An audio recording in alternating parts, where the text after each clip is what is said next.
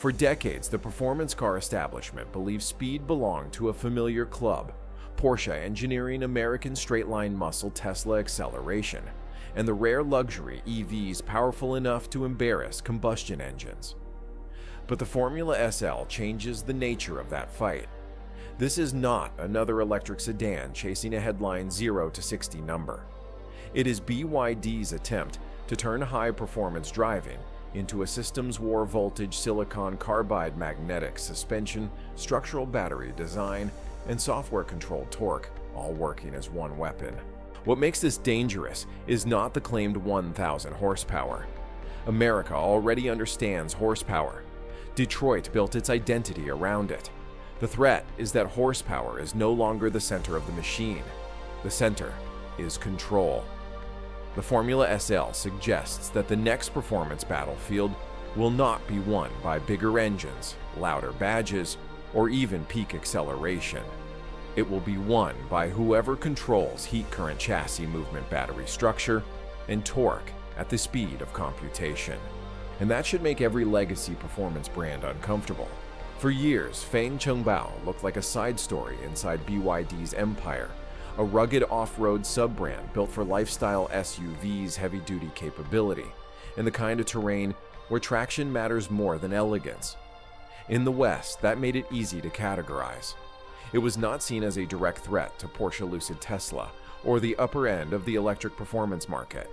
That may have been the mistake, because the Formula SL suggests BYD was not simply building off-road vehicles.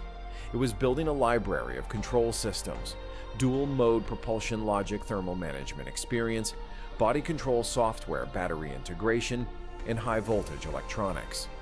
Once those tools existed, they could be moved from a large SUV into a low, violent, high-performance sedan. This is how industrial threats usually arrive, not as one shocking invention, but as a transfer of capability from one category to another. Detroit has seen this before.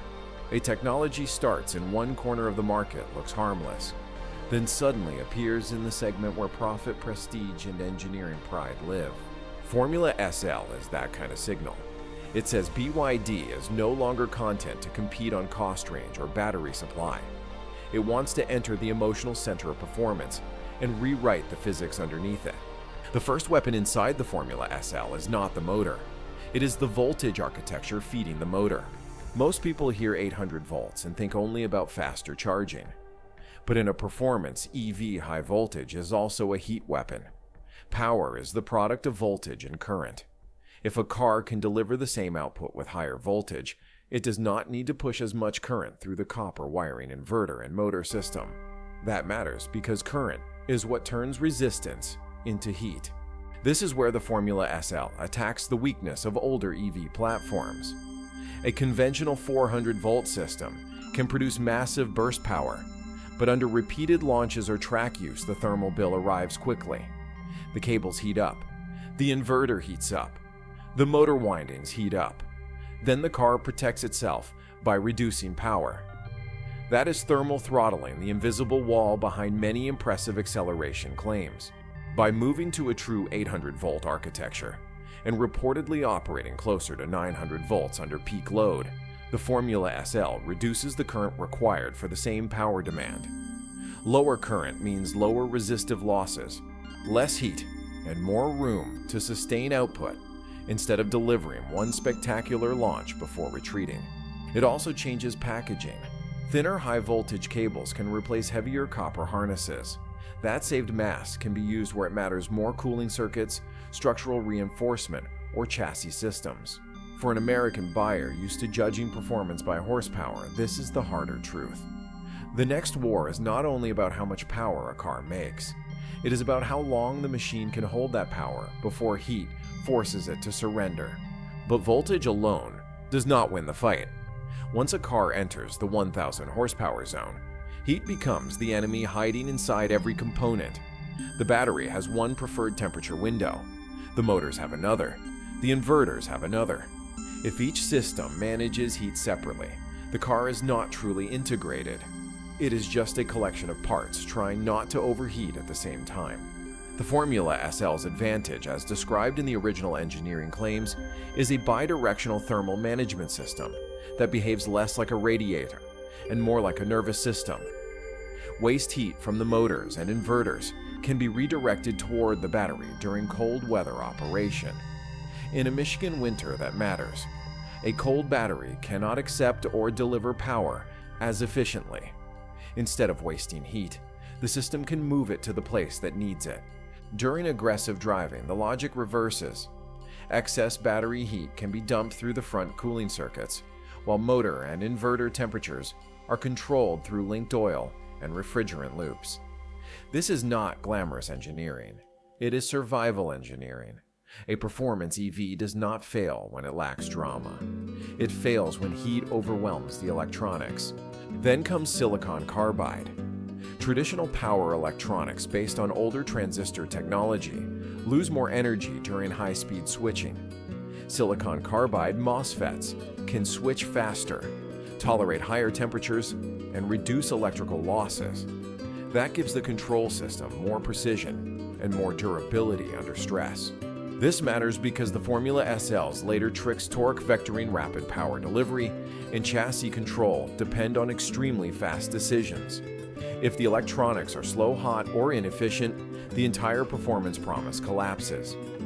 In that sense, silicon carbide is not just a component. It is the hidden switchboard behind the car's violence. Power is useless if the chassis cannot survive it. That is why the Formula SL's most important breakthrough may not be its acceleration, but the way it tries to control body movement before that movement becomes a problem. A 1,000 horsepower sedan is fighting physics from every direction. Under braking, the nose wants to dive. Under acceleration, the rear wants to squat. In a fast corner, the body wants to roll outward, while the tires struggle to keep a clean contact patch. Traditional adaptive dampers react after the road has already attacked the car. Air suspension can adjust ride height and comfort, but it cannot instantly turn a soft luxury sedan into a rigid track platform without compromise. The Formula SL's claimed DISYS-M system points toward a different philosophy: electromagnetic control instead of purely mechanical reaction. The system is described as using magnetorheological damping fluid oil filled with tiny iron particles. In normal conditions, those particles float randomly, allowing the damper fluid to move more freely. But when an electromagnetic field is applied, the particles align almost instantly, changing the fluid's resistance and making the damper dramatically firmer in milliseconds. That is not just suspension tuning. That is body control at the speed of electricity. The deeper threat is the predictive layer. With cameras, lidar, wheel speed sensors, steering data, suspension travel, and G-load information feeding the chassis controller, the car does not merely respond to the road. It tries to read the road before the tire arrives. A pothole, a high-speed curve, or a sudden evasive maneuver becomes data before it becomes drama. For American drivers, imagine crossing cracked winter pavement in Michigan, then entering a fast on-ramp in California, then taking a mountain curve in Colorado. The old solution was to choose between comfort and control. Formula SL suggests the new solution is to let software and electromagnetism decide thousands of times per second. And once that happens, the traditional idea of handling starts to look outdated. The Formula SL's claimed tri-motor layout is where the story moves from power to manipulation. One motor drives the front axle. Two independent motors sit at the rear. On paper, that creates a combined output above 1,000 horsepower. But the number is not the real weapon. The real weapon is that each rear wheel can be controlled as its own source of force. In a traditional performance car, cornering behavior depends on mechanical hardware: differentials, drive shafts, clutches, brake systems, and tire grip. A limited slip differential can help distribute power, but it is still a mechanical compromise. Brake-based torque vectoring can slow an inside wheel to help rotate the car, but that method wastes forward energy by turning motion into brake heat. The Formula SL's logic is more ruthless. In a fast corner, the outside rear motor can increase torque to push the car toward the apex. At the same time, the inside rear motor can apply negative torque through regeneration. One side drives, the other side resists. That imbalance creates yaw, a rotational force around the vehicle's center of gravity. This is how a long, heavy sedan can be made to feel shorter than it really is. The car is not simply turning because the front wheels are angled. It is being rotated by software-controlled force at the rear axle. For Detroit, this is a deeper problem than acceleration. American performance culture has always respected mechanical solutions: big engines, stronger axles, smarter differentials, wider tires. But this system attacks the problem with computation. It does not ask the driver to overcome mass. It commands the vehicle's mass to rotate, and when torque becomes programmable at each wheel, the old performance hierarchy begins to crack. But programmable torque only works if the motors can survive the abuse. At extreme output, an electric motor is not limited only by how much power it can create. It is limited by how quickly heat can be pulled away from copper steel magnets and rotor assemblies spinning at terrifying speeds. This is where the Formula SL's claimed motor design becomes important. Traditional round wire stator windings leave tiny air gaps inside the motor. Those gaps may seem invisible, but in high-performance engineering, empty space is weakness. It reduces copper density, traps heat, and limits how much electromagnetic force the motor can produce before temperatures climb. Hairpin flat wire windings attack that problem directly. Rectangular copper conductors can be packed more tightly into the stator slots, increasing the slot fill factor and improving thermal conductivity. More copper in the right place means a stronger magnetic field, better efficiency, and more resistance to heat saturation under repeated high-load acceleration. Then comes the rotor. At very high RPM, permanent magnets face a brutal thermal environment. If they overheat, performance can collapse. The Formula SL's claimed hollow shaft cooling solution pushes dielectric oil through the center of the rotor, using centrifugal force to spray cooling fluid outward from the inside. That detail matters. It means BYD is not simply chasing power at the battery level. It is fighting heat inside the motor itself, where the real mechanical violence happens. The result is supposed to be a more linear acceleration curve, one that does not fade as quickly when the system is pushed. In the old world, a performance engine proved itself with sound displacement and mechanical drama. In this new world, the proof is hidden inside copper geometry, oil flow, inverter frequency, and thermal survival. The Formula SL's structure is where the battery stops being cargo and becomes architecture. In a traditional EV, the battery pack is often treated as a heavy component bolted into the floor. It stores energy, adds mass, lowers the center of gravity, and forces engineers to build the rest of the chassis around it. That approach works, but it also creates redundancy: battery casing, floor structure, cross members, reinforcements, and crash paths, all fighting for the same space. BYD's cell-to-body philosophy changes that equation. In the Formula SL, the blade battery pack is described not as a passive box, but as a load-bearing structural member. The upper surface of the pack becomes part of the cabin floor. The battery is no longer just sitting inside the car. It is helping define the car's skeleton. That matters because rigidity is the silent foundation of performance. If a chassis twists under hard, cornering the suspension geometry changes. If the suspension geometry changes, the tire contact patch becomes unstable. And if the contact patch becomes unstable, all the power damping and torque vectoring in the world cannot fully save the car. The claimed CTB structure gives the Formula SL a platform designed to resist twist, lower the center of gravity, and reduce unnecessary layers of metal. It also changes the safety conversation. LFP blade cells are known for stronger thermal stability than many nickel-rich chemistries, and when integrated into the body, the pack can become part of the crash energy management system. This is the deeper message: the battery is no longer just the fuel tank of an EV. It is becoming the floor, the spine, the mass damper, and the safety structure. Once that happens, legacy vehicle architecture begins to look inefficient. At high speed, horsepower starts fighting the atmosphere. Below city speeds, air seems invisible. Above 150 miles per hour, it becomes a wall. Drag rises brutally, stability becomes fragile, and every cooling opening becomes a compromise. If a car needs more air for its heat exchangers, it usually pays with more aerodynamic resistance. If it chases low drag, it risks starving the electronics of cooling air. The Formula SL's claimed aerodynamic strategy is designed to attack both problems at once.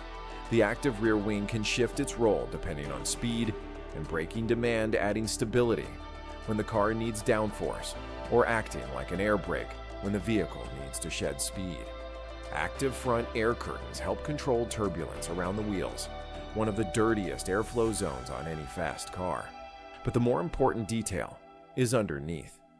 Because the CTB battery structure helps create a flatter floor, the Formula SL can treat the underbody as a controlled aerodynamic surface. Air moves beneath the car with less disruption, then expands through the rear diffuser. That pressure drop creates a suction effect, pulling the car toward the asphalt without relying entirely on a large drag-heavy wing. The cooling strategy is tied into that airflow. Underbody ducts can pull fast-moving air toward heat exchangers for the inverters and power electronics, then exhaust it into low-pressure zones behind the car. In other words, aero is not just for speed. It becomes part of the thermal system. That is the larger shift. The Formula SL does not treat aerodynamics, cooling structure, and power as separate departments. It merges them into one physics loop, and that is exactly what makes legacy performance engineering look fragmented. This is where the Formula SL becomes more than a performance sedan. If BYD can combine its own battery chemistry, structural battery integration power, electronics motor control, software, thermal strategy, and chassis algorithms inside one platform, then the threat is no longer only technical. It becomes industrial. Legacy automakers often rely on supplier networks for critical pieces of the performance puzzle. That can create cost delay dependency and slower iteration. BYD's advantage is the opposite. It is building the machine and much of the ecosystem underneath the machine. The blade battery, the LFP chemistry, the high-voltage architecture, the silicon carbide supply chain, the software logic, and the manufacturing scale all point toward the same conclusion. This is not a boutique hyper-sedan experiment. It is a demonstration of vertical integration. For the US market that matters, tariffs can slow imports, regulations can reshape competition, brand loyalty can protect Detroit for a while, but none of those things erase a manufacturing stack that learns faster, controls more components, and compresses the distance between laboratory, factory, and showroom. The Formula SL is not just asking whether Porsche, Lucid, or Tesla can build something faster. It is asking whether legacy automakers can still compete when the entire performance supply chain becomes part of the weapon. The Formula SL is not terrifying because it may be fast. Fast is no longer rare. It is terrifying because it shows where performance is moving, away from isolated mechanical greatness, away from the old hierarchy of engine, differential, suspension, and badge, toward a machine where voltage, heat, software, battery structure, torque, airflow, and magnetism are fused into one controlled system. That is the uncomfortable reality for the global performance establishment.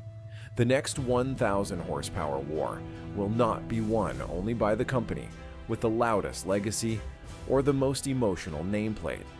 It will be won by the company that can control the entire physics stack. And if that company is BYD, then Formula SL is not just another Chinese EV. It is a warning shot. The mechanical era is not disappearing overnight, but its monopoly on performance is already broken.